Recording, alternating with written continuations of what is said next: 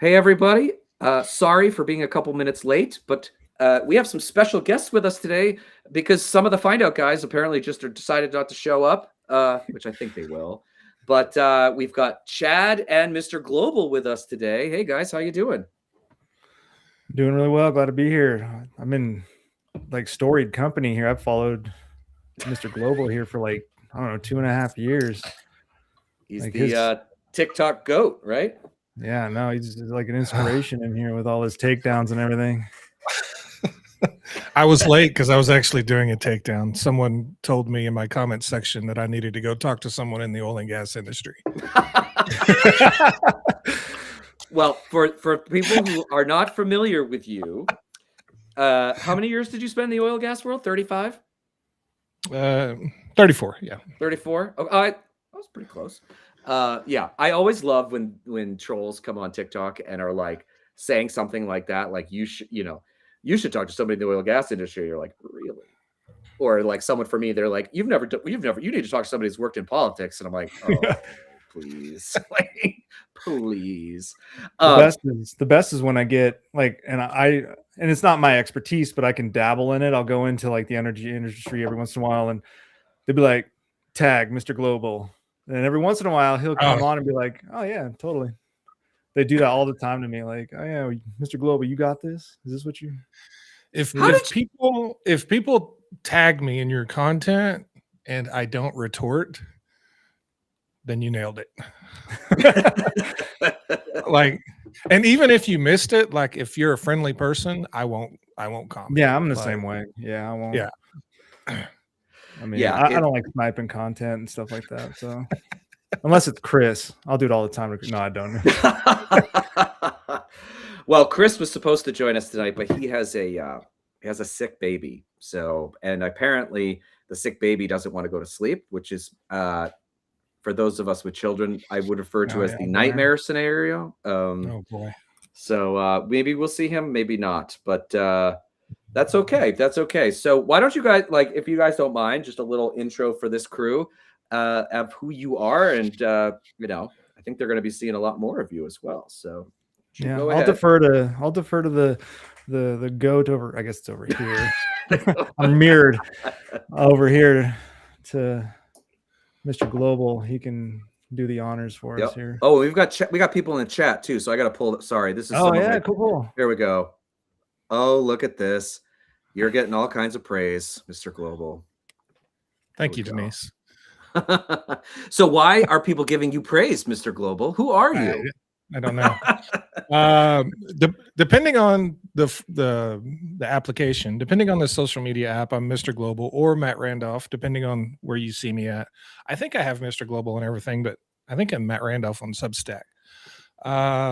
34 years in the energy industry, globally recognized oil and gas expert, Forbes contributor, and social media person now. Basically, like, this is what I do. So yeah, that's me. Yeah, and chat. Well, you're also being modded. How many followers do you have on TikTok there, Mr. Global? A million? It's almost close to 1 million on one account and 200-something thousand on the other. Aspirational goals for everybody's got to have a backup on TikTok. You know what? I've never done it, but I part of me feels like maybe I'm failing at doing TikTok because I've never actually gotten banned for doing just normal stuff, right? Like they always do that to big accounts. It started to kind of tank right before I hit 100,000, and I was like, my like vainness was like killing me because I'm like, I just want one account one time in my life at 6 figures, and I'm literally at 97.6. And it has sat there for like 3 months, and I'm like, "What am I going to do?" Same. And I'm in the same boat. I'm in. Okay. I'm close to 200, and it's you got me beat. So, Chad, tell everybody who you are. Well, so for those of you, most of my followers are on TikTok, and I go by, well, it's Chad Scott, but it's my tag is CP Scott 15. Basically, I grew up in the Army, and so I was a NATO exercise planner in Europe. I did a lot of I wasn't in Brussels. I actually was in the field training everyone from NATO countries such as France, Britain, etc., all the way to NATO partnership nations, including Ukraine. And I was a logistics guy, but I worked in an artillery unit when I was there. I've been all over the world. I was an advisor for the UN to South Korea when they were worried about a refugee crisis coming across the border when their leader died over there. So I'm one of the rare people, Americans, that actually has been to North Korea. I was able to go cross over and do some of their stuff there and help plan because there was a real worry from China. But basically all my expertise is in the foreign policy. That's where my education is, as well as warfare and geostrategy. So how many? Yeah, good mix with Matt here for sure. How many Americans do you think have been to North Korea since essentially the armistice in the 50s? I'm curious. Do we know? I mean, public, not the secret stuff, but like. Well, it's funny because you can actually take a tour. You can take a tour into North Korea technically. So like, if you go to South Korea, they have these buildings where they cross the border, and so what ends up happening is you open the South Korean side opens the door, you go in, the North Koreans close their side and exit, and you can actually walk into the North Korean side.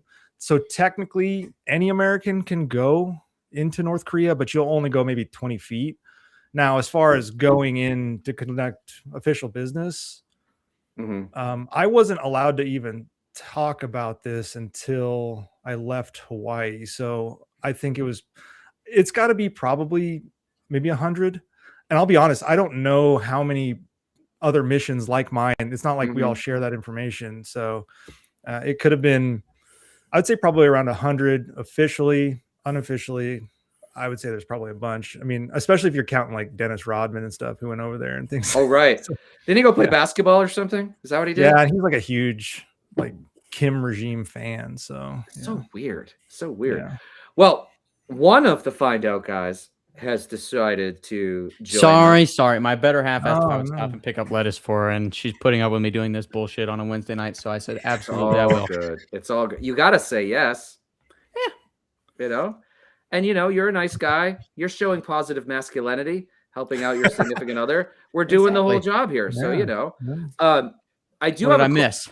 Well, you missed the fact that Chad is basically one of 100 Americans that we know about that has been to North Korea since the North Korean War, other than the tour. Crazy. The tour. Yeah, and that's pretty much it. And then all these Mr. Global fans over here. He's got a Paul beat. Oh, really? So I'm going to put Mr. Global on the spot because now he's got to live up to this, all this adulation that he's getting from these comments. So today it came out that Donald Trump has been going to U.S. oil companies, asking them if they will return to Venezuela if they are allowed. And apparently they have all said collectively, hell no. So my question to you is why? So that's sudden because I hadn't heard that. Yeah, it was this afternoon. I don't know if I read it in Playbook or where I saw this, but so why wouldn't they want to go? It is the most difficult oil to develop and extract. It's the cheapest. It holds the least value. It is not, and I'm just off the top of my head because I didn't know that he had asked these oil companies to do this. From an investment standpoint, it's a horrible return on your investment. Oh, really? It's not great. It's not good stuff. And a lot of them are heavily invested in Canada, which has a similar grade of oil, but Venezuela is actually worse. And is this tar sands or is it something else? I'm trying to pretend like I know what I'm talking about here. I don't know if I would call it tar sands. It's actually worse. It's actually worse than tar sands. The thing is, it's so corrosive. The oil is so corrosive in Venezuela that it destroys everything over time. Really? And for them to go back down there and start up operations to bring Venezuela back to 2 million barrels a day, I believe was their highest production ever. It would cost tens of billions of dollars just in infrastructure. Billions? They would have billions. Yeah. This is oil. We don't talk in millions. See, I don't know. It's- I'm just There's a, no millions in oil. political hack. I got the top lines. That's all I know. So It's just I mean, I honestly I could see someone going to Anwar before I could see him going to Venezuela, and I'm like, nobody's going to Anwar. which Trump talks about too, right? Like going into Anna, which for those of you who don't know, this one I do know because of my time at Interior. It's the Arctic National Wildlife Refuge, which I believe both Obama and Biden said no, off limits. And then Trump in between and then back again is saying yes. But it's very remote, right? That's also an expensive place to drill, right? Am I Anwar? right? Yeah. Oh, See, I'm we've stretching only how ever- much I know. We've only ever drilled one well there in history. Yeah. No, but I it's- mean, like, it would be expensive to go do it, is what I'm saying. oh yeah, Yeah, minimum okay. minimum $10 billion just to start. Well, now you have piqued my interest because I did not know that there were different qualities of oil across the world. This shows you again what I know. So now I have to ask, if Venezuela is one of the worst, who's the best? To produce oil? You said their oil was bad. So who has the good oil? Oh, the best quality oil? Yeah. The United States. Oh, Really? Yeah. why is hands that? down. Why is that? So we produce what's called light sweet crude. Have you heard that? I have heard. Yeah. Sweet fruit. And- Yep. Mhm. And contrary to what you may have been told, we can refine it. It's actually the easiest oil in the world to refine because it's the most pure and you Mm. get the most product out of it. So a barrel of light sweet crude will give you more gas, more diesel, more jet fuel, more of everything than a barrel of heavy sour crude. And It's- a barrel it's- of heavy sour crude is Venezuelan, for example. Oh yeah, for sure. The heaviest. Yes. Are you And learning sour. And so much? what does heavy mean in that? Like, is it a The content? viscosity of it, the density of it, yeah, Sure. the weight of it. Yeah. So what is the sweet? So it's part physically then? heavy. Sweet is the sulfur content. So Oh. sour, if it's sour, it's very high in sulfur, which if you've ever smelled sulfur, it smells like rotten eggs. Yes, Right. I have smelled that. So back in the old days, they just called it sour because it smelled bad, Got it. and sweet because it really didn't have a smell. Right. That's really the only difference. Well, by the way, there is someone in the comments that does know what they're talking about. I don't know if you see them. The Stella Blue 123. Oh shit. Trump's getting going.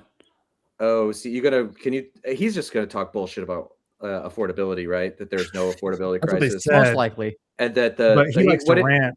He'll go. I can off put on him up rant. if you want. I heard Wait, he you was do going know how to do that? Yeah, I heard Let's he was just- going up at like, yeah. Let's just see Declare if it's war. okay. If it's too loud or whatever, no. But like, if you want to put it on here, Yeah, we just can a second. react to it. I While will you're say doing, one- yeah, go ahead, Chad. Go ahead. Well, I think a lot of it also has to do with the geopolitical problems of Venezuela. U.S. oil companies will just avoid them mainly because the risks outweigh the rewards there. Right. They have a history of, under both Maduro and Hugo Chavez, they've nationalized Murders. American More companies. than Yeah. 50% of Oh. whom killed Oh, yeah, more here we than go. one person. No, that's cool. We can. This is what the Biden administration Can you hear was it? allowed to Yes, we happen to our can. can. He's not going country, to be able to talk for very long and because it he's going to can fall never be asleep. So allowed this to should be happen fast, right? again. Did y'all see We the had men playing in plaques that women's he put sports, under all the presidents transgender today? for everybody. Yeah. Yeah. What was that? I heard Climate someone talk about that. record. What was Crap. basically talking bad about all the other He presidents. said that Put plaques under the picture. Obama was the most divisive of all time and that Biden was the worst of all time. That's what the plaques say. Of the plaques, I think the worst though is when he went under Reagan and said Reagan loved Trump. Like, Which is not true. and it was just like, I don't know.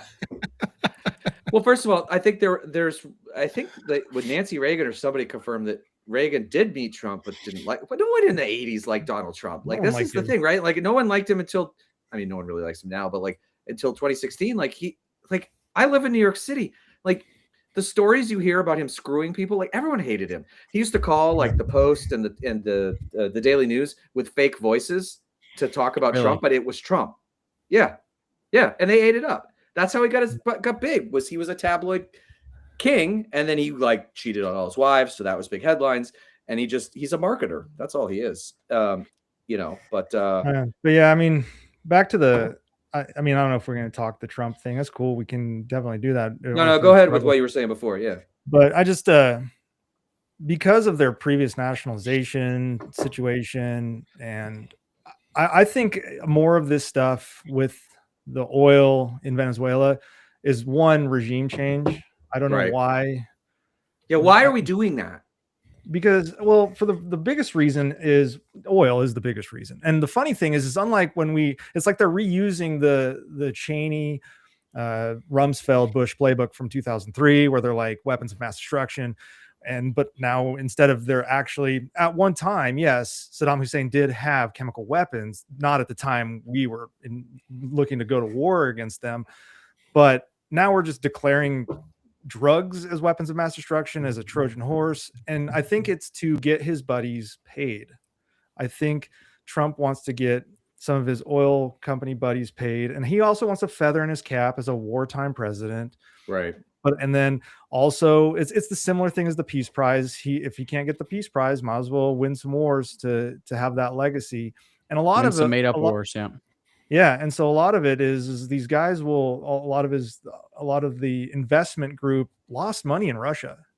When those sanctions hit Russia, a lot of investments went away pretty quickly across the board, and so now we're seeing them try to find a way to make up investments potentially in other countries such as Venezuela. And because Russia is a non-starter now, I mean, with the back and forth there, Venezuela becomes the easy target, and so we can plop our massive navy off the coast, and he could say we've surrounded them. And I'm like, they're land on three sides, but okay.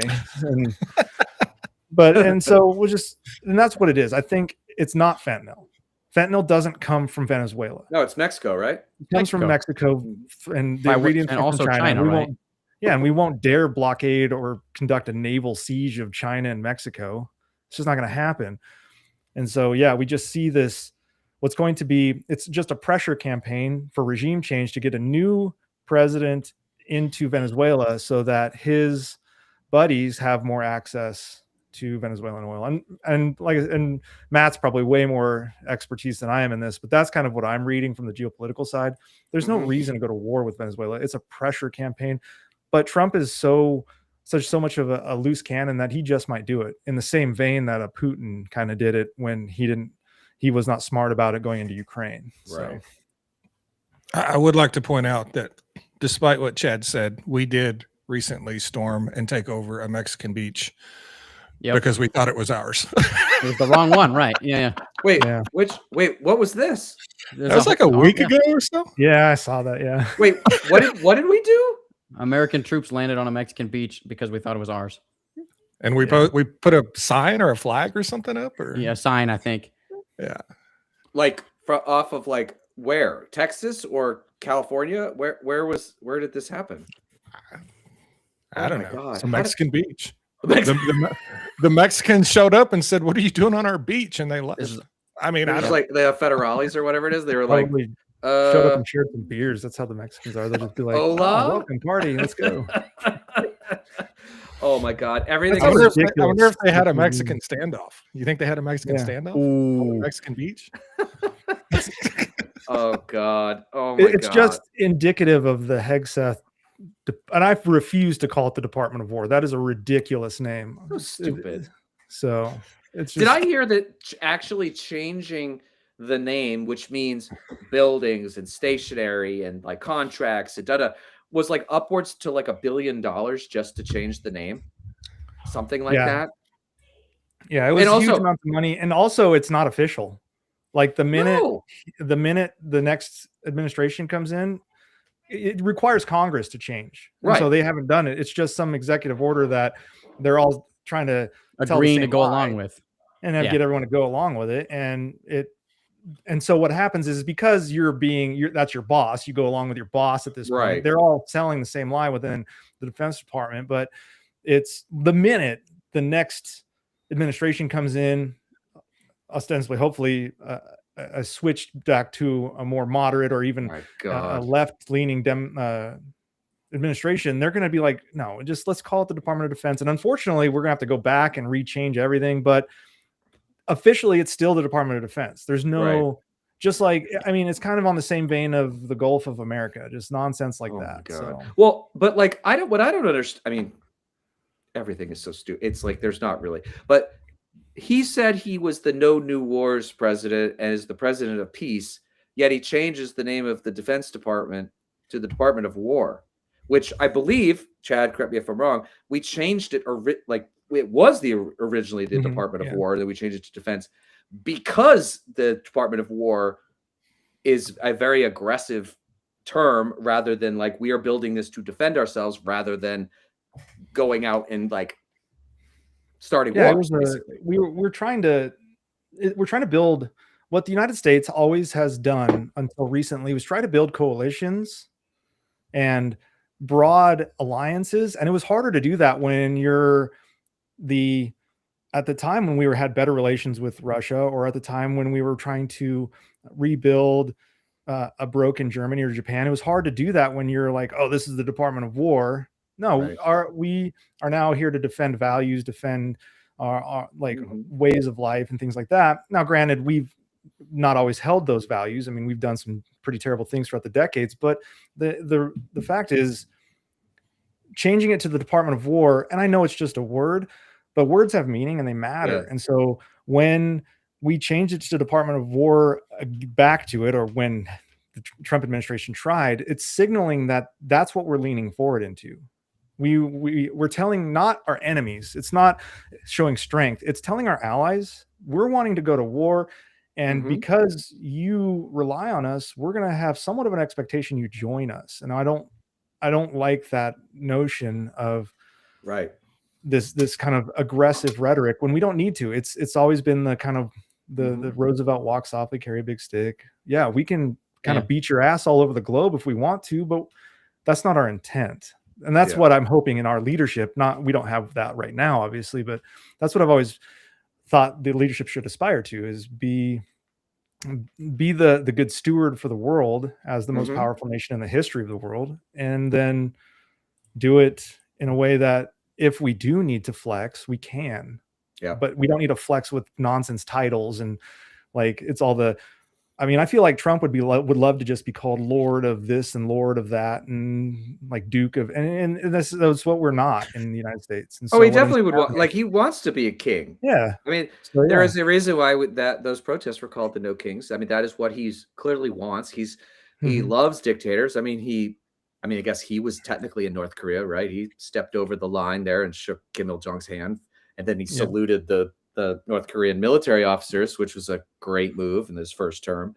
But yeah, I'm not really surprised about it at all. This is just what he is like. So, well, you guys both live in redder places than I do. I'm not going to say where, but you are redder places. Are you like, because his numbers are now, yours is pretty obvious, but you know, can you like, his numbers are now in the 30s, upper 30s.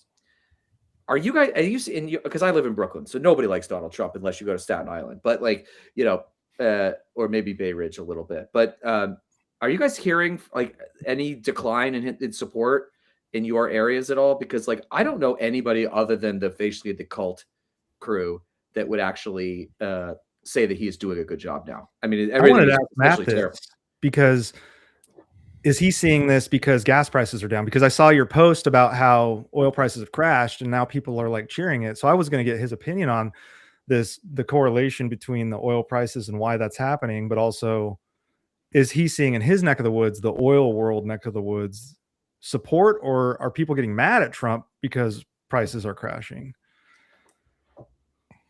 Yeah. So I live in the most pro-Trump state. I don't envy you.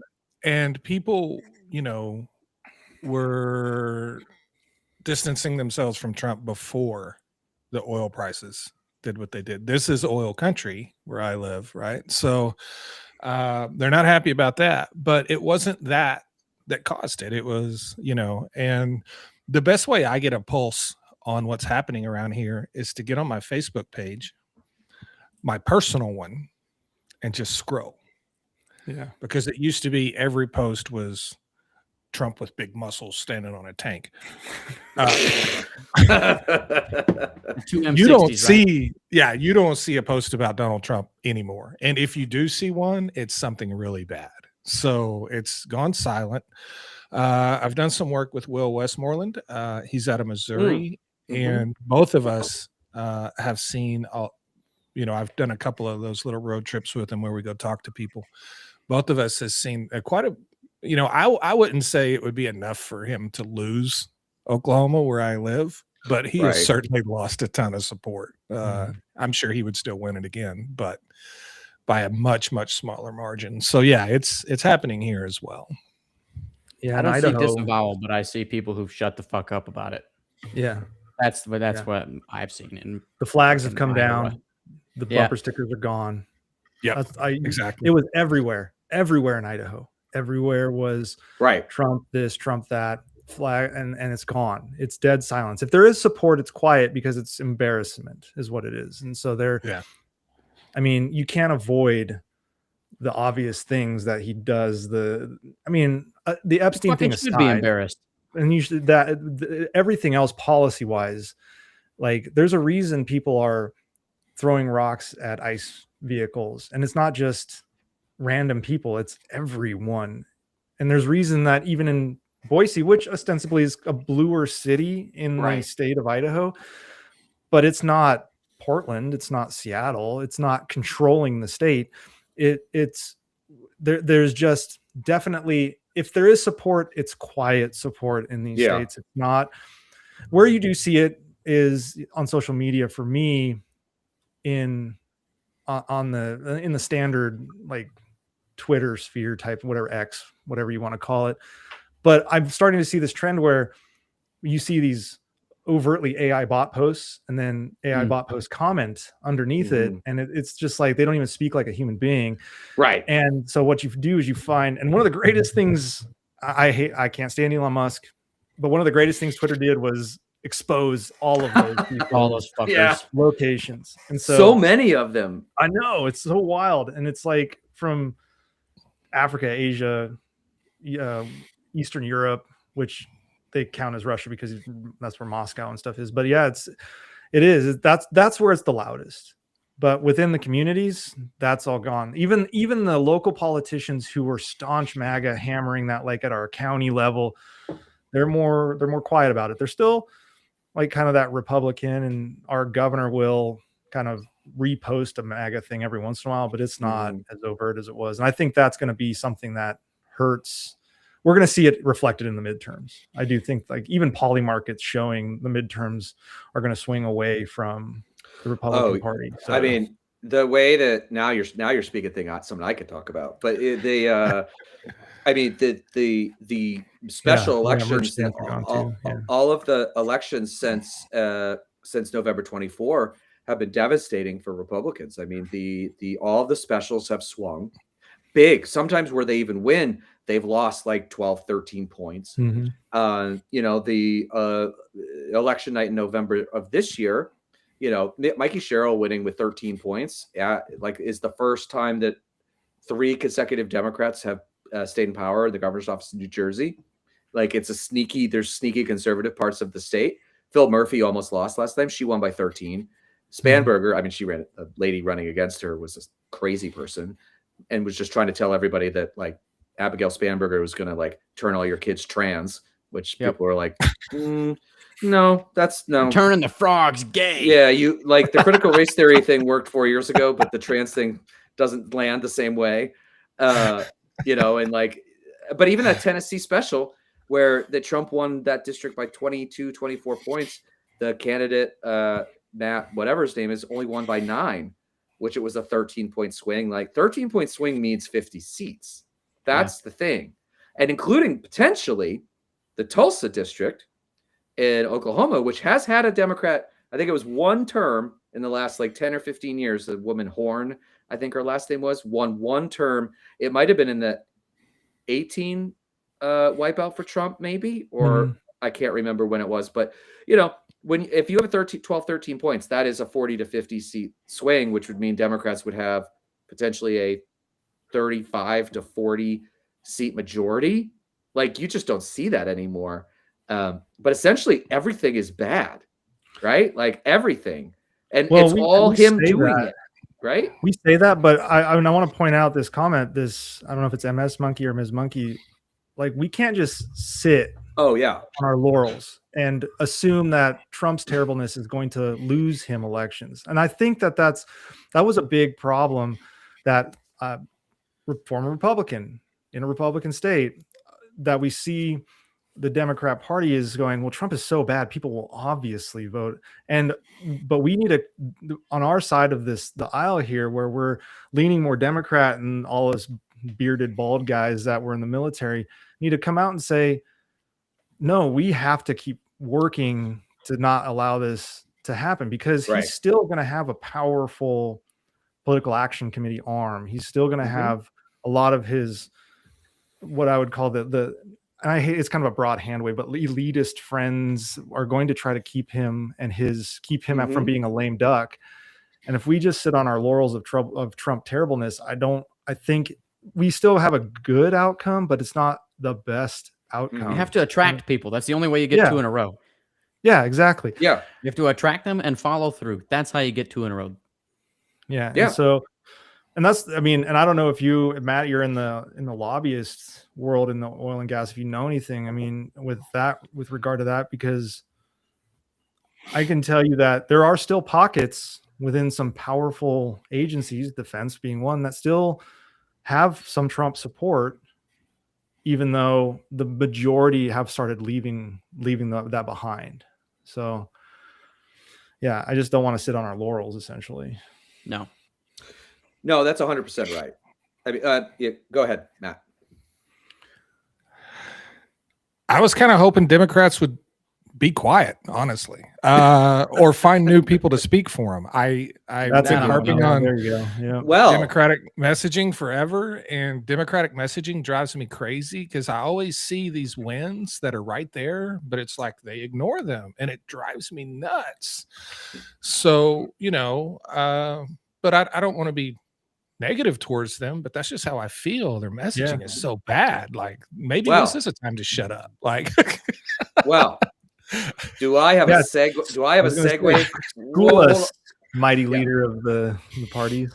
Yes, but that's a perfect segue into what we all are building with Find Out Media and the Find Out podcast, which obviously is Luke and I and three other guys. We talked to Governor Janet Mills from Maine today. But I think this is a good moment, and I got approval to talk about this, so nobody get nervous. Chad and Mr. Global, what are you doing with us? I'll let Matt tell you, unless you want me. It's up to you. did we settle on the title? Oh, I don't know. I think it was. I thought it was. Wasn't Did we? It's American Power? I thought that's what it was. Yeah, new podcast. Me and Chad here. It's going to be starting up soon. We're going to be talking how the way I envision it is how oil and gas and energy and geopolitics intersect. A great example of that was earlier when I talked about how oil companies don't want to go to Venezuela, and Chad came in and talked about the geopolitical risks of it, which I know a little bit of that, but Chad's like the Mr. Global of that, right? And so I think it's going to be great. I'm pretty excited. Honestly, the thing I'm most excited about is some of the guests we might get on, because I'm going to ask them, like, what were you thinking when you said this? Like, Yeah.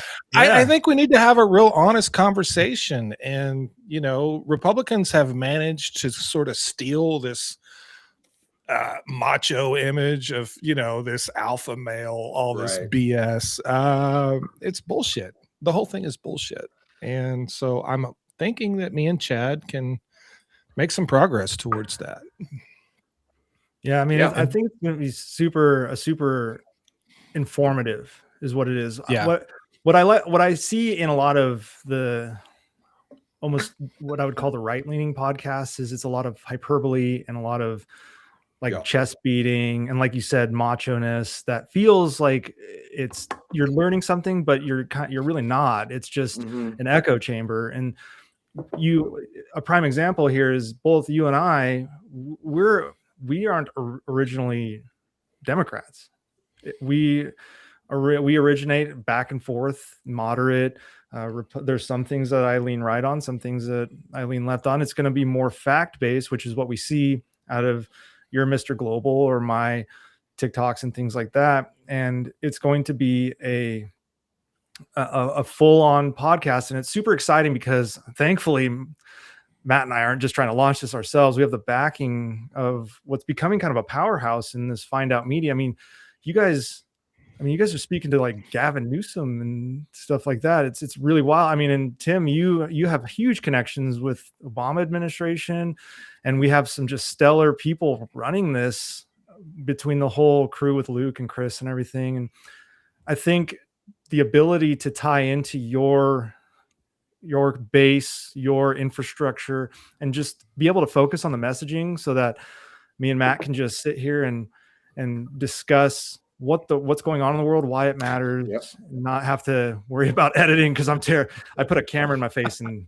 put it on TikTok and no graphics. So I think it's gonna be same, really dude. exciting, and yeah, and having you guys' backing and being able to just being above the kind of the think tank level, being more Mhm. having that social media candor that we have, but also Mhm. if we need to, having the knowledge base of a think tank Right. to answer those questions and things. So it's going to be super, super exciting. We are super excited, and we've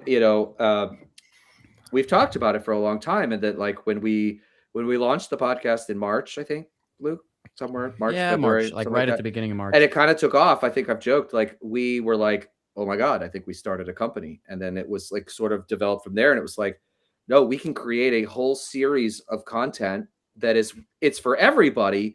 But a lot of this is to show men that there is space on this side. And I'm not going to say liberal, progressive, leftist, whatever, just not MAGA. And that, the pro-democracy side, I would say, and like bringing authentic voices who have already also, because you guys, we were joking about it earlier, but like, Mr. Global, you've got almost 1 million, and Chad, you've almost got 250,000, like people that have found a niche on a topic. Now we can help them like dive into that more, like in more detail, so that people really understand these topics and, can make better informed decisions at the ballot. The stuff like this. I worked at the Interior Department. I thought I knew about oil and gas. I don't know shit. Like, you know it, and you also aren't doing it. And this isn't one of the reasons why we were interested too. You're not doing it to spin. Like, you're just, it's the facts. And same with you, Chad. Like, we're not looking, like, we like the right-wing model from the, like, how they built an audience. We don't like the words that they say, because in most cases they're either lying or they're being sexist or racist as a way to drive people. We want to drive people with the truth. We want people that are pro-democracy. Like, I don't give a shit if like one of you guys supports a candidate that I don't care. Our goal here is to get a better informed public so that we actually have better results at the ballot box. And you guys are the first, but we have also other shows that are coming, and some of them are political and some of them are not. And I think that's also exciting too. And then as a network grows, you guys come on our show, we go and there's all this cross promotion and all of these different things. And then all of a sudden Find Out Media becomes a center. Like, if a reporter calls and said, I need an oil and gas expert, Mr. Global, if I need a foreign policy expert, Chad, like, we just boom, boom, boom. And all of a sudden, it starts to be a much bigger and much more powerful thing. So we are super pumped. I think we're talking about launching in February. What are we? You'd have to tell us. You guys have to do the media build out and everything. Yeah. So That's true. That's true. We do have some work to do, and we are, because we also have to announce the Find Out Media as a general thing, and I can't say too much about the details, but some funding and some we are signed to it. I can say this part because we announced it. We signed to William Morris Endeavor, the largest talent agency in the world, is representing Find Out, which is super exciting, both from bringing guests, bringing ads, live shows, which we're talking about doing. Like, there's all kinds of stuff. And so we are just super pumped, and we're super glad that you guys were at the top of the list. And we were like, we really should do this. Also, Democrats are just bad at the energy stuff in general. Like, we just don't know it Terrible. very well. Terrible. Like, we all just say renewable energy. Not like, to it's lie, just you guys are kind magical. of bad at the the war Yeah, stuff. we're not very too. good at the war stuff either. No. Pretty just uh, bad. For- at a I mean, lot that's of a things. good thing, the problem to have. I mean, I'm not saying like, I mean, oh, get better at war. There but is a reason. There is a reason this company exists now. You know, Yeah. you talk about like, I mean, I see all the people commenting too about Democrats are bad at messaging. It's true, and like what we are trying to do in our corner of it is to show a better way. We are not, we are not a DNC operation. We are specifically. None of us live in DC. Like we're specifically outside of it so that we can support it when we agree with it, but we can also critique it when we don't. Like we've been critical of Chuck Schumer, Luke in particular. I fucking hate Chuck Schumer. There you go. I Me don't go too, that man. far, but I understand the frustration. I hammered Biden over Ukraine quite a bit. Yeah, People forget that. Like I'm being called a shill constantly for hammering Trump, and I'm like, yo, I hammered Biden too. We were weak Yeah. against on that front, in my opinion, as well. So, but yeah, no, Dude, I won't miss words on either side. Like, I know Mr. I- Global won't. I've watched his stuff. He crushes souls. There's not a time capsule big enough. Like if I wrote every time I was canceled by Democrats on a post-it and put it in a time capsule, I don't have one big enough to bury in my yard. Like I have a dump truck full of cancellations from Democrats from me talking about Joe Biden. And now all the feedback I get is you're too political, and that's from all of the conservatives that loved me when Biden was in office, and now they Right. hate me because now I'm talking about their guy, right? And they Mhm. hate that. But that's Right. I if you don't have that, if you don't have that integrity, if you don't have that authenticity, what do you have? You Right. have what every Jack other shit. person on the internet has. You have nothing unique to offer. right. I mean, I think So- that is part of the reason like Find Out started so well was that it was just 5 dudes that were like, fuck this bullshit. Like Yeah. this sucks. And we also launched at a good time because it was right when Trump was doing the like, I'm not spending any money. Remember when he did that? He's like, the government's not spending money for like a week. And then everybody went, are you trying to send us into a depression? So I think we launched at the right time. But also we're just like 5 random dudes that met each other on TikTok. And I'm the only one that has a political background. I mean, Luke, just graduated from college, and just started TikTok. What was it November of last year? November last year. So it's literally been 13 months now, and you're at what now? 9 something? No, I'm at like 890. I'm 890. stuck. Wild, man. I'm busting my ass over here, and I got like 200. Chad, you need to go into your truck, and you need to get really angry, but you also have to be very, very quick, and you also have to my come up with videos some are original long. lines. I can't do it. No. I mean, I do hot takes. That's what I do. People were losing their minds yesterday about the Susie Wiles Vanity Fair article, which was crazy. If anyone hasn't read it, my God, go read it. It is, and the photos also that go along with it. Those are also kind not- of diabolical photos. Well, the close-up of Caroline Yeah, Levitt they with did. with They the did like Caroline Levitt dirty lip with stuff. the- Like, oh yeah, well, all the photos you were dirt. Like someone showed. I saw this image of. I think it was just Susie against a fireplace, but they were like the photographer clearly didn't care because like there's 2 lamps on this fireplace, and one is set like it should be, and the other one's like tilted up. So like they weren't even like making sure the backdrop looked good or whatever. They were just like, go stand over there and we're gonna take a shitty photo of you and then we're gonna like roast you. But what I said, and I'm curious what people think, everyone was like, why is she torpedoing stuff? Why is she trying to save her? I actually think that she did that as a power move because she lets Donald Trump do whatever the hell he wants. So he loves her, right? And she makes sure his crazy shit gets done. First term, there's Reince Priebus, who's like the Mr. Jello himself, sort of like, well, you can't, blah, blah, blah, which was helpful for us. But like she's getting his shit done. So her going out there and like lighting up the rest of them, he doesn't give a shit that she did that. And now she's put them all on notice that like, I'm in charge. Don't try to go around me. I'm in charge. Because look, I'm still here. And Trump didn't say a goddamn thing about that interview because he knows that it's a distraction from the affordability and all this shit. Mhm. And like, I'm in charge, not you, Marco Rubio, not you, Caddy. What's that stupid cat? Dan Scavino, or like any of those other losers. Like, she's like, I guess I'm the queen of the shit hill, basically. And that actually did pretty well because most people were like, She's doing it on her way out. She's trying to protect herself. I don't think so. I think she did that solely to be like, I'm the boss, motherfuckers, not you. I don't know what everyone else thinks about that. But I would agree. I can tell you, what are they going to say? The media finally told the truth about something. right. I mean, her That's a doing big that. problem. If the only thing the administration says is fake news, and she goes to the media and says all this, which, by the way, they're saying we have it all on tape. I don't give a shit what anyone says. Like, they recorded all of it. Right. What are they going to say? The news isn't fake anymore. Like, Right. of course they're going to say fake news, and she didn't say that. Like, Well, she shit, in your played comments, they're into. calling it AI. I hate I that felt shit. like she was playing into Yeah. what they already do. Does that make sense, Tim? I'm not a Yeah. politics guy, but I felt like she was taking advantage of what they already do. Oh, that's to where they 100%. couldn't, they couldn't counteract it. No, I that is exactly right. She is not a stupid person. He has hired a lot of stupid people. She is not one of them.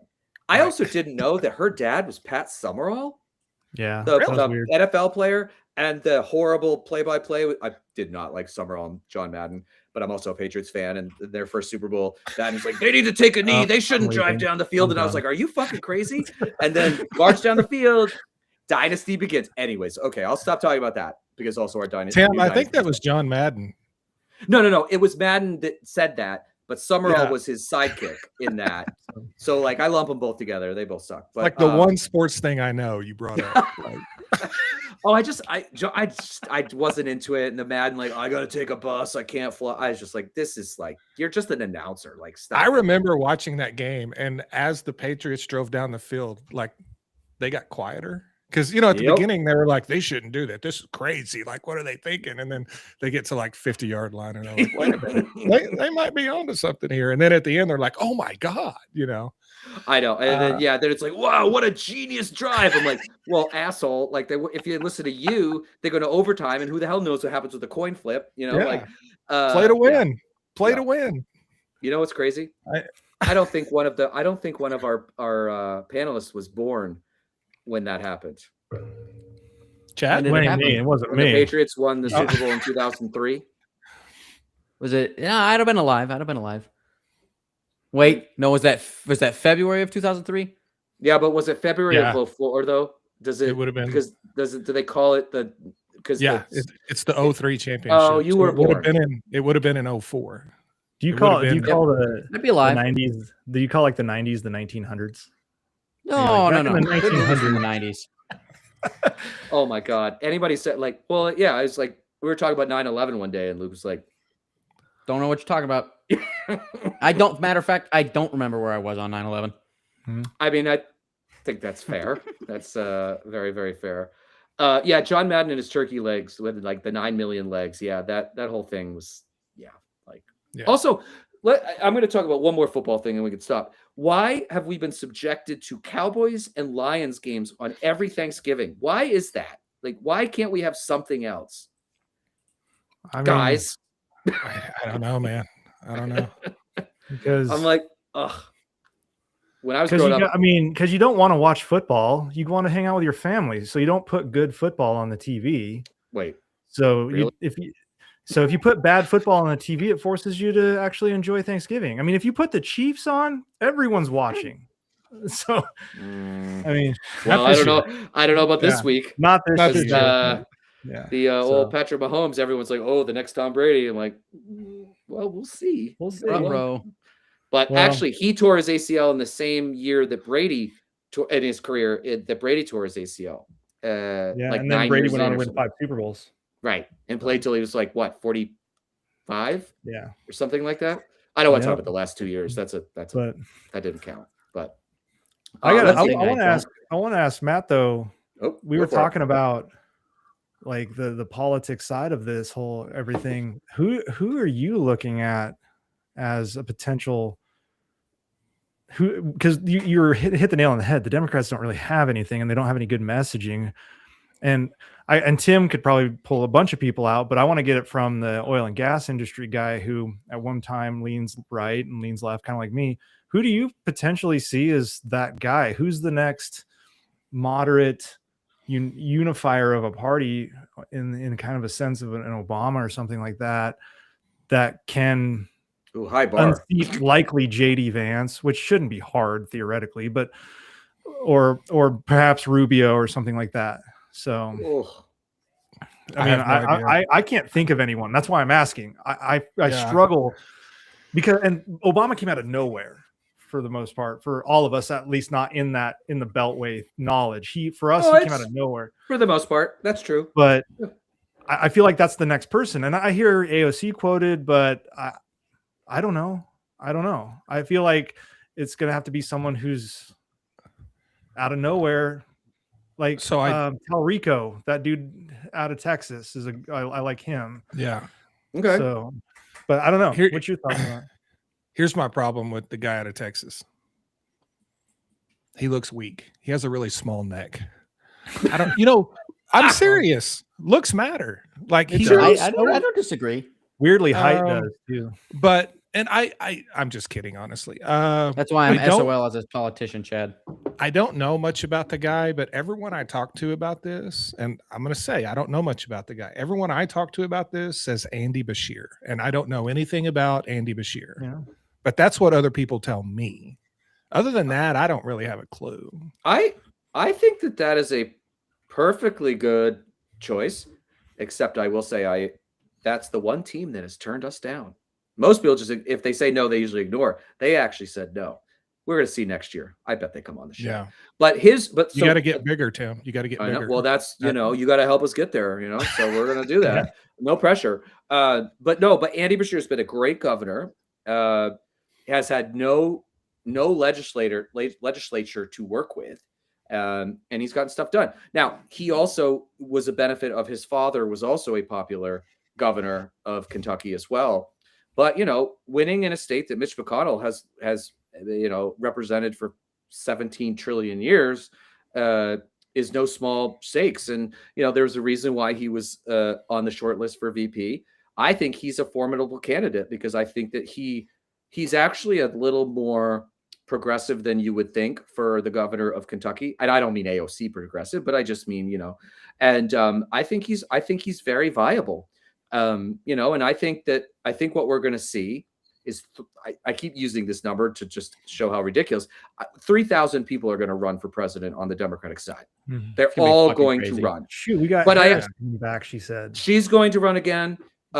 Which I can see Luke. He's just like, oh, yeah. Well, I mean, I think that she was put in an unfair situation that was impossible.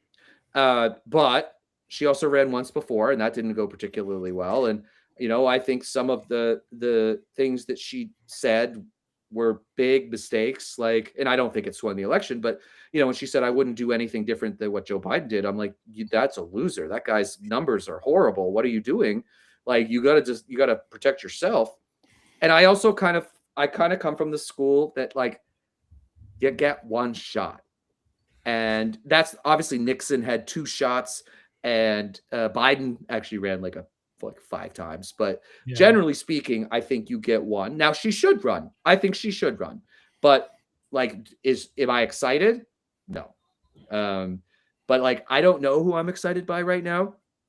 I think that Talarico I really like, but if he runs in that Senate race and he loses, if he loses the primary in the Senate, he's not going to be the president. Yeah. He's not going to be there's no way.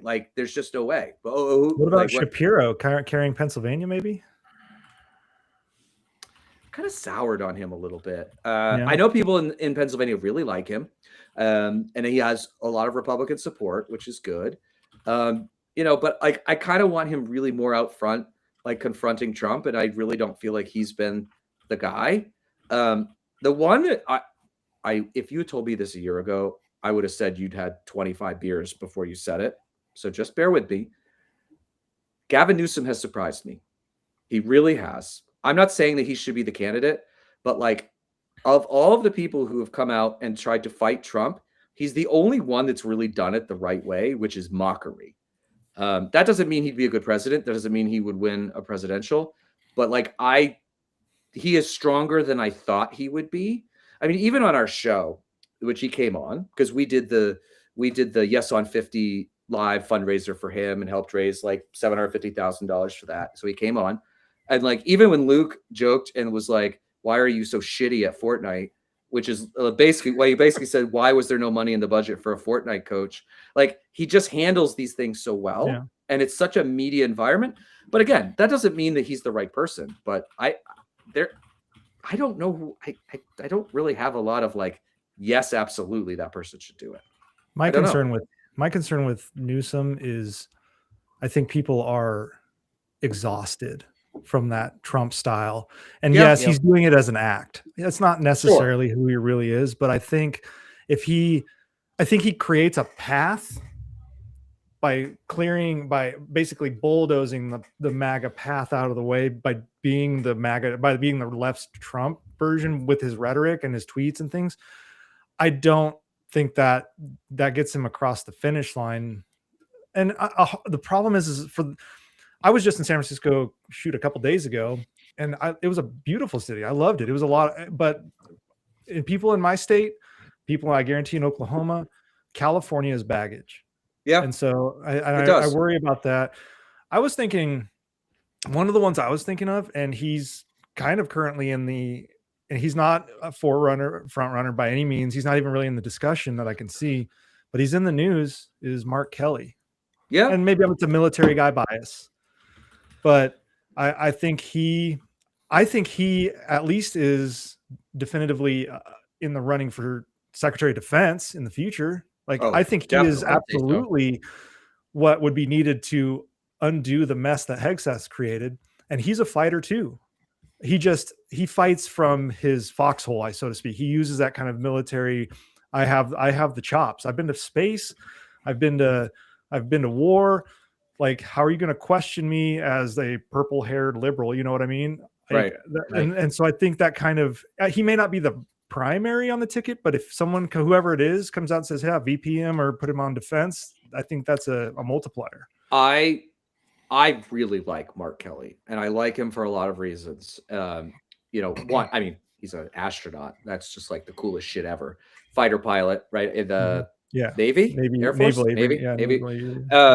And honestly has become more progressive over the years. But the thing that really, like, just from a personality perspective, was like how he handled the Gabby Giffords, his wife, shooting. Yeah. And he retired. He stuck with her. Like, imagine Donald Trump, what he would have done if he had a wife that had that happen. He would have been gone in 2 seconds. And he literally was like, I'm done. I'm taking care of my wife. And I think that Trump has brought a moral bankruptness to this country and sort of made it acceptable in some circles. And I think we need some of that back. Now, he's a little more moderate than I would generally go for, but I like how we responded to that horrible bullshit that Trump was like, he should be tried for treason and he should be, court-martialed and all that stupid shit because he said, don't follow illegal orders. Yeah. When he knew about the Venezuela, bombing, boat bombing. So he knew that there was bad shit going on. And everyone's like, why would he do that? It's like, this is why. So I mean, I'm going to support the Democrat no matter what. And I'm going to go to the mat for them. But he's VP, definitely, Secretary of Defense, definitely. But president, maybe too. I said the thing about Newsom because I underestimated him, but that doesn't necessarily mean that that's necessarily who I want. I think Newsom definitely has a place as one of the top, probably 2 or 3 in the final running. My worry is the California baggage, which I think is misguided. I like California. I mean, it's not, and Smart people do. One of the reddest of red state.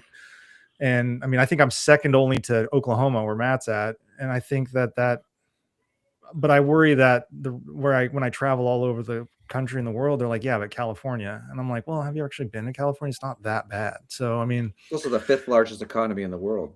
I don't know. Or 4th, 5th, 4th, if it was its own. Well, Luke, who do you like?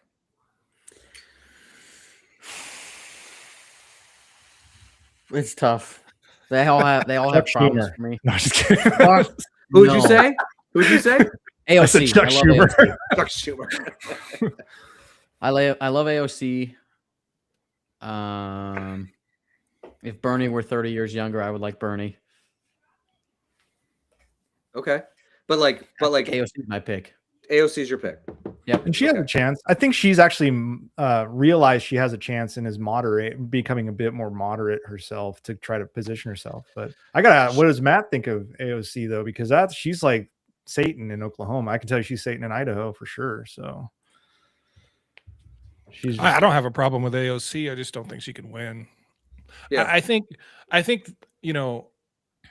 the country's going to be starving for basically an independent who has either a D or an R next to their name, someone who dismisses the fringes of both party and is more of a common sense, like get it done. When you talk about energy, someone that's like, yeah, I support renewables, but we need oil and gas. Like when you talk about immigration, I believe in a strong border, but I don't believe in pulling people out of lines at school. Like there's sprinkles of both sides that would make a candidate that would just dominate, because I think what people are really sick of is all the attention and everything we hear tends to come from the people who are loudest on the fringes of each side. And we don't hear enough from people closer to the center, which is why I think our podcast is going to kill. Yeah.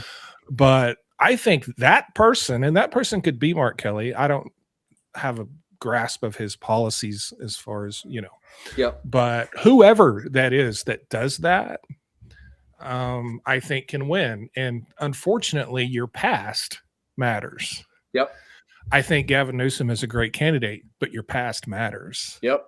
AOC, your past matters, and they're going to hit her with green news scam shit 24 hours a day. You know what I mean? Like, so it's nothing against them, but it's who can really overcome and win. When you look at Trump has lost, I think his approval with independents is in the 20s or something. Oh, it's awful. Like, it's awful. Those are the people you got to go get. Your Democrats are already going to vote for you. Your Republicans are already going to vote for you. Got to go get the independents. And those are the people that are tired of all the bullshit, sort of the whole vision behind Find Out Media. We're tired of the bullshit, Right. That's who is going to win. That is who is going to win. And the far left, far right stuff is going to lose every time. I think. People are sick of it. I'd push on that a little. I'd push on that. I think that there are just as many people who sat out because they weren't excited about the candidate in 24, and she was as close to moderate Dem as there gets. I mean, she is not a particularly progressive candidate, or was not anyway, especially not. Her primary campaign in 20 was a lot different than her presidential campaign in 24. Right. I mean, there were a fuckload of people who just didn't care, weren't excited to buy her, said, fine, I'm just going to sit it out because I don't really care either way. And it didn't necessarily come from a place of malice. It just came from a place of complete apathy. Yeah. Well, let me ask you this, Luke, because I think you're 1,000% correct. Do you think that was more Gaza, or do you think that was more Medicare backing off of Medicare for all? What do you think? I think it's both. I think the loudest people were the Gaza people. Right. But there were a lot of people who were like, yeah, she's not trying to do healthcare for all. She's not trying to do, she backed off on her gun thing, which personally, I think there's steps to take before you go ban them all. But she backed off on those things. And whether or not you agree with them, if you say something and then you just quietly shimmy off back to the middle, the people who agree with those things aren't going to come out for you. And even the people who don't agree with you are going to notice it and go, yeah, she kind of shimmied away from it. Well, let me ask you this, and I think leftists would get quite angry at what I'm going to say, but I'm going to say it anyways, because it kind of merges both what Matt, you're saying, and Luke. So Joe Biden in 2020 was considered the moderate candidate, right? And he struggled in the beginning. He had that crazy weird bus thing and no one really showed up and it was like awkward, whatever. But then come South Carolina, he gained momentum and ended up being the nominee as the moderate. But I think it is impossible to suggest that any modern president has been more progressive than he was. It's true. How do we do, because he did, well, first of all, direct cash to people when they needed it most, very aggressive labor policies, the biggest climate bill we've ever had. But then he got hung on Gaza, right? And that was like a death knell to him. And he couldn't pivot. And I didn't agree with it. And I would say that Gaza is a genocide. You know, but like he couldn't. So could the person that I'm thinking of that could be this person again is Andy Bashir, that appeals to those moderates in the middle, but like just like his dad was very, very progressive on I like him healthcare, but right? he has no name recognition, so he has a lot of fucking work to do, Right. Which Yeah. is if he why wants to do it. which is why he should go on Podcasts, Podcast. specifically the Find Out American podcast. Power. and And American American Power. both. Now it's got to be, you got to go on both. You got to go do. Hell, you know how awesome it would be? I would love to get Mark Kelly on. You got to do a Find Out That is Media. like wheelhouse right there. Yeah, the Find Out Media tour. You do us, then you go to American Power, then the rest of the other there you shows we'll go. talk about later. But yeah, So no, Luke, real quick, can I say Yeah. something to Luke?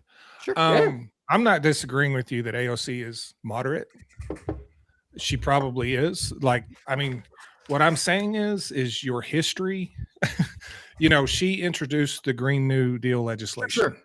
And I don't know if that is a weight that she can overcome in the election. No matter what she is now, a lot of times, unfortunately, that doesn't matter in an election cycle. And the Green New Deal, which they call the Green New Scam, which half the country believes is actually in place right now, but never passed. You know, that's the Right. hurdles I'm talking about.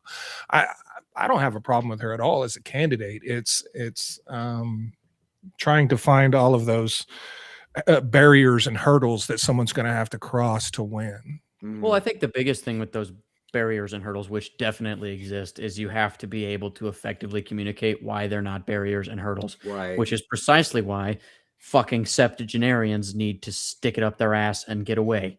Because if you can't, if a reporter can come up to you and ask you a question and you sit there and you give your same campaign bullshit, you are not authentic and people smell it from a mile away. Well, I think it's obvious, and this Dylan in the comments has said the same thing. Like, I don't think Joe Biden loses the election if he can effectively communicate all of the policy wins that he had, because he did. I would argue, and I was in the Obama administration, I would argue in his 4 years, he got more consequential stuff done than Barack Obama did, but he couldn't communicate it, right? He just can't. He just couldn't. He's too old. And like the stutter, you know, he's had a lifelong stutter. And like, as he got older, it was harder to manage.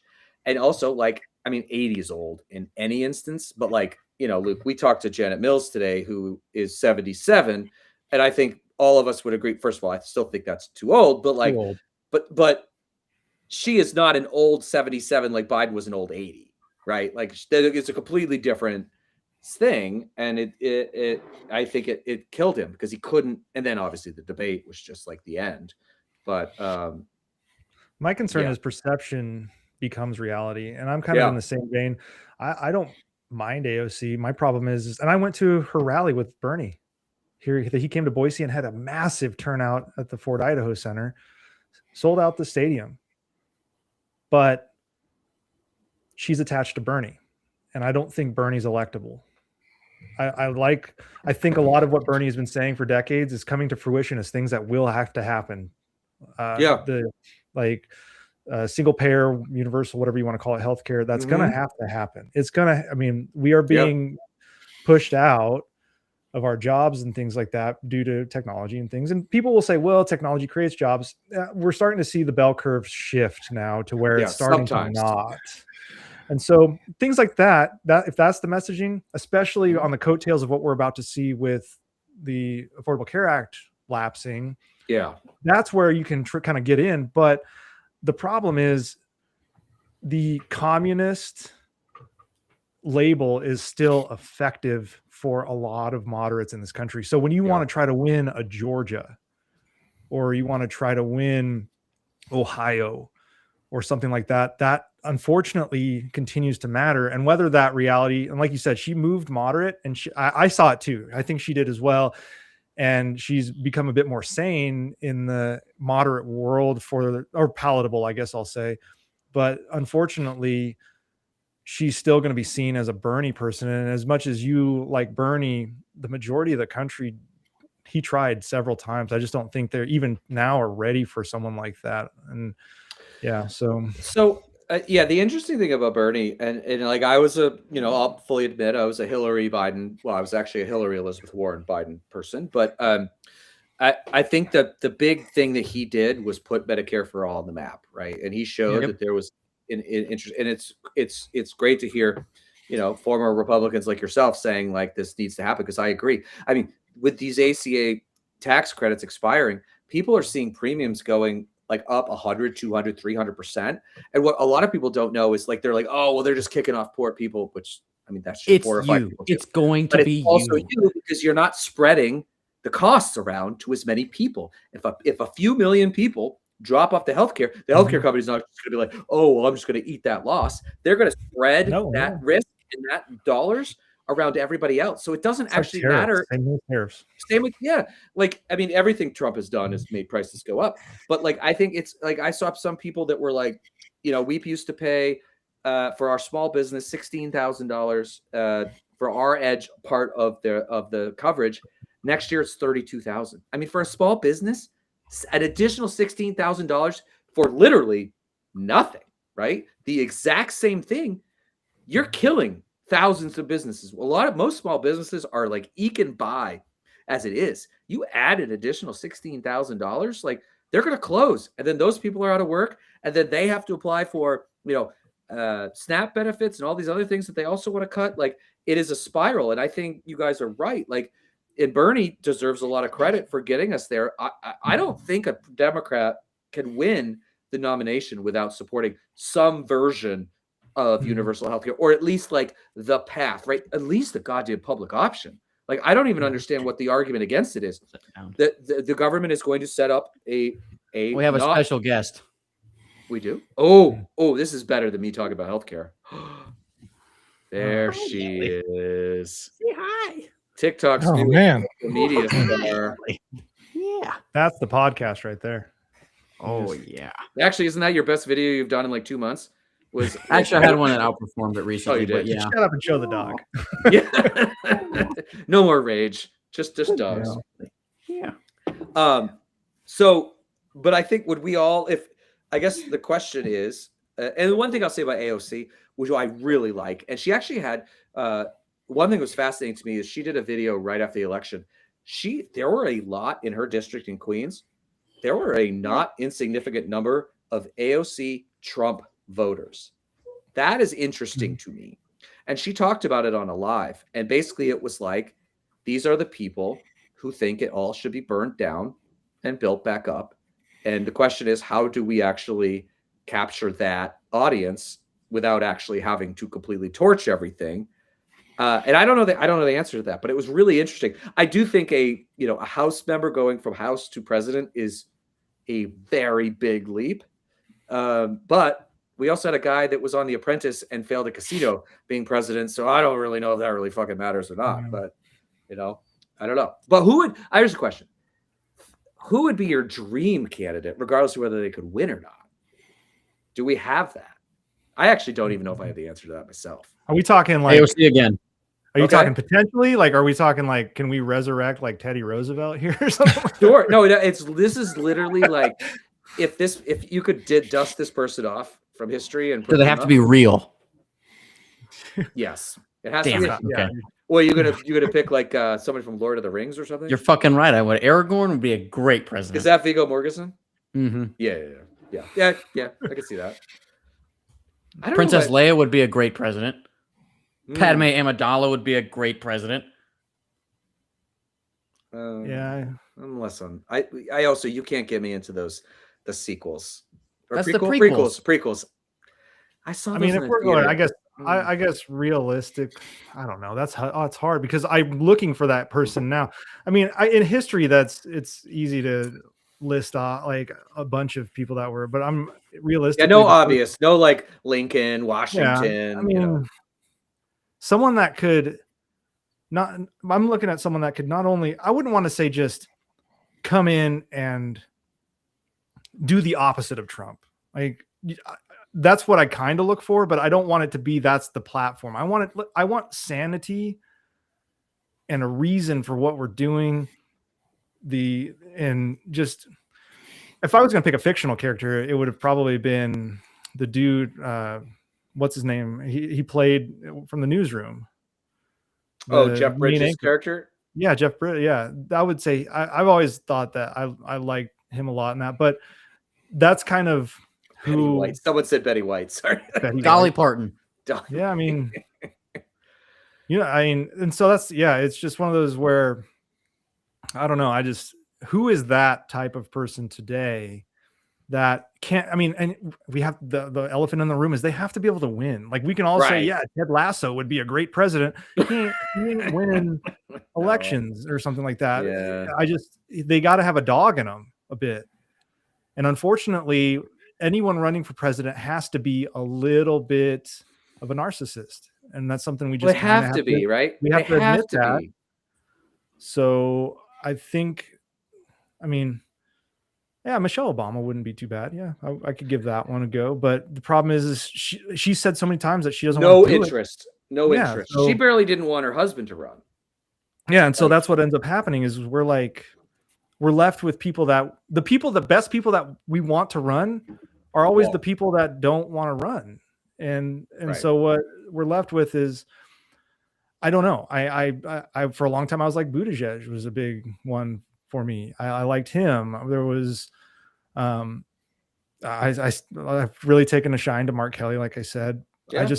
I don't know. I'm to the point where we need to win first. I'm sick of the moral high ground. Yeah. Where I can't even. This is such a damnation of where we are. I can't even get you to name a fantasy candidate because you're. I just want to win. Yeah. John Stewart would be good. I like John Stewart. Yeah, my problem with the non-politicians, and it's the same. This is again the flack coming out, so you have to just deal with it. But it's the same thing as when people were like, "We just need an MBA president, a CEO." I have an MBA. My answer to that is we've had two. We've had two, George W. Bush and Donald Trump. How's that gone? And the answer is bad in both cases, because being a CEO of a company is all about extracting as many profits you can for your shareholders. And being president of the United States is the opposite. So why are we saying, I mean, there's leadership qualities, right? Like I understand some of this, but when I saw like Howard Schultz run, I was like, Jesus Christ, like what the hell? When he was like, I'm going to run as an independent, I'm like, you are a fucking idiot. Like, what are you doing? And then it flamed out because it was so dumb. And it was like the same with Michael Bloomberg, who I actually worked for when I was at Everytown. I was like, please don't run for president. Please don't run for president. He gets into one debate and Elizabeth Warren destroys him in 3 seconds and it's over. And he spent like $150 million. And like she walks in and she like looks at him and says like 10 seconds of words and it's over. And I'm like, no, and Chad, you're exactly right. They have to be a narcissist. I mean, all the CEOs are narcissists too, but like you also have to have a political acumen to like understand how to do this and how to build power and not just be like, I'm the CEO, I'm going to tell you what to do. Like you have to build coalitions and all this stuff. Oh, somebody said Katniss Everdeen. Luke, I've never watched that. No. Okay. Let's see who else. Someone said Ro Khanna. I don't know what I feel about that. Too close to the tech world, I think. But again, House members, I like governors, senators. I don't actually know who my dream candidate. I said this. Like, I mean, I worked for Barack Obama. I would need him to be more progressive now than he ended up being. But like that type of a communicator would be amazing. And I do think it's funny when people are like, well, if Trump runs for a third term and no one stops him, then Barack Obama should step up too, right? Now that would be an interesting battle. Yeah. That I think we'd win. Oh, yeah. Yeah. Yeah. No, we wouldn't win some of those states we won before with him. Like what's crazy is I remember we won Indiana in 2008. We won North Carolina. We won the district in Nebraska. We won Iowa. In Virginia at the time was like a hard one. Somebody said, who was the D senator in Montana? Oh, you're talking about John Tester. John Tester, who I played basketball against once. And by the way, his left hand is this. He doesn't have the middle fingers. Wow. He just has 2 fingers on one hand. and the five fingers. I'll tell this story because it's a funny one. So we had a basketball court at Interior, and my first boss was Ken Salazar, who was Attorney General in Colorado. Then he was a senator in Colorado, and then he became Interior Secretary in the Obama administration. Somehow I became his basketball like consigliere. I'd get called into his office. I'm like, oh my God, what is this? And it was like, who's playing tonight? I'm like, oh. And John Tester and his Montana team comes in, and there was a whole issue with wolves and being endangered species at the time. It was a contentious issue with the secretary and the senator. Tester rolls in and Salazar's already on the court. He starts calling, like doing wolf sounds to him. And I'm like, oh my God, what is going on here? And then I ended up guarding Tester a few times. The dude's 300 pounds. I ran What are into you that- guarding then? He was my height. I don't know. Like, this is not the NBA, Luke. Like, it's a bunch of political people who are shitty at basketball playing with each other. I have a And- question. Yeah. Was this on Obama's $400 million basketball court? Here we go. Shots fired. I have played on the White House basketball court, and I promise you that thing's not The 400. former White House. Oh, basketball court, I know. I know they tell Yeah. it, but like, there's not even lights on that thing because we had to cancel. We canceled because of darkness. We played for like 30 minutes. It was like, it's dark. We got to go. So I don't know where that 400 million went, but yeah, no, that was a tennis court that they turned into a basketball court. But I have a feeling that didn't cost $400 million. But yeah, no, I mean the 400 million was under the birth certificate, right? Like It was the that's- full clearly. upgrade, wasn't it? Yeah, of the White Oh, House. and then he's demolished. The funny part is he's demolished the East Wing, and that $250 million renovation is now like actually it's 400 million. He called it 400 million. Mm-hmm. I Oh, gotta- what do people think about JB Pritzker? Someone mentioned that. He's all right. No. He's a billionaire. I don't No, love him. He's a billionaire. Yeah. yeah, no. I'm anti-billionaire. Eat the rich. gotta- I'm for it. I got a kind of a question that might frame it a little better. Instead of like fictional characters, what leader of another country would you want that's currently leading or alive at least? Like, so like Angela Merkel might count. I don't know. Who of another country would you like leading the US? And I think that's an incredibly difficult question because we're such a different beast. Right. But I don't know. I mean, I would love to say something like, and this is me shilling as a Ukraine guy, Zelensky, but he's got baggage. Even as great yeah, as he is, there's some stuff there. as Right? even as Like, great as he is as a wartime leader for Ukraine, he's got a lot of domestic baggage. So I mean, the corruption is pretty bad, right? Yeah. I mean, it's hard to pick a European leader because they're so independently hegemonic within their own worlds. Like the UK is the UK, Germany is Germany. And so That's a great. I've never thought of this before. What about the lady from Mexico? I do like her. that's a solid one right there. There you go. Yeah, I like you got a her. win right off the bat. That's no fun. Thanks. Well, Well, she she's got good. one over on Trump with the border Yeah, thing. she's good. She's solid. Yeah. She said, yeah, I'll put troops on the border. They were already there. They were already right, there. It's already exactly. like Yeah. I, I'm being summoned, so I got to bounce. all right. Well, we will. We should probably wrap up here in a minute. But yeah, you go ahead and. Yes, sir. Say Got hello to to take the the dog missus. out. We went wildly into politics away from the. Well, I want to energy answer this foreign question and then policy, we can wrap up because I guess it is late. At least for me. Oh God, that is a hard question because most of them are not good. Does Nelson Mandela count, or does he have to be alive? If you want, that's fine. I mean, it is difficult because all the great ones have seemingly died in the last 10 years, it seems like. So What do you guys think of Justin Trudeau? Do you want Katy Perry as the first lady? Jesus. I like some of the strong female leaders out of the Nordic countries, and like you have Fredriksson out of Denmark. I don't think that's Nordic technically, or Baltic, I guess. I think that's a solid one. I mean, it's hard to you can't overcome Matt's pick. That was a good one. So she's Wait, Matt, solid. who did you say? Oh, the Mexico. Yeah. I mean, that is a good one. Scheinbaum, is that her name? Steinbaum. Yeah. Is that Actually, it? and first Jewish president. I didn't want to get it Mexico, I think. wrong. That's why I didn't say her name. Yeah. I mean, Oh, you Jacinda can't- Ardern. I that's not a bad one. Yeah. I mean, I don't yeah, know from I mean, small countries, but like she was good. The former prime minister, but she's not. I think you're talking world traveler. You're talking about the former prime minister of Finland, the one that got like ripped apart in the press for dancing. Yeah, Actually, my most popular LinkedIn but she's also like LinkedIn a post sniper. ever. What's that? She's also like a sniper. There's like because they all have So they all have to serve, right? yeah, they all have to join the military for a certain amount of time, and so she's like out there rocking targets 200 yards away. Didn't so. she? Was she the one that pushed for Finland to join NATO?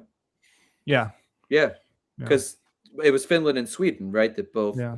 joined. I don't know if I Great would move by put her Sweden. higher than Scheinbaum though. She deals Finland. It's so easy to pick. Like you're doing great in Finland. I mean, yeah, everyone speaks the same language. Everyone it looks the same. Everyone gets the same education. It's and that's not. Do they have Finland. natural resources like Norway has?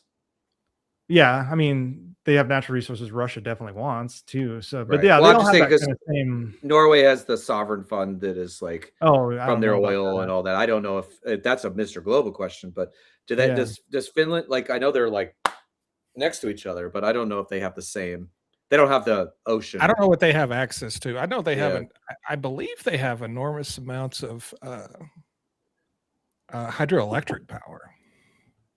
You know, Yeah. for some reason, I was Yeah. thinking about that, but small population don't need a lot of resources. You know, Right. so Yeah, It's tougher, the yeah. thing is, it's easy to run a country like that. I think that's why I like leaned into Matt's pick a little bit because I think Mexico's a bit more difficult. I think the U.S. and this isn't to say like our presidents are always the best, but I think the U.S. is probably one of the, if not the most difficult country in the world to run. So, Oh, yeah. I would say that we are by far the toughest. Yeah. I mean, yeah, just from like the diversity and the size. I mean, like honestly, Oklahoma and Brooklyn could like be different countries, right? Like it's just such a different world. Anytime I've gone to the middle of the country, I have friends in Kansas and in Missouri, I'd be like, where the hell am I? Like, what is this? Like, I just, I'm a coastal person, and the guy in the bubble that Saturday Night Live joked about Brooklyn being in the bubble. Like, we don't have the same.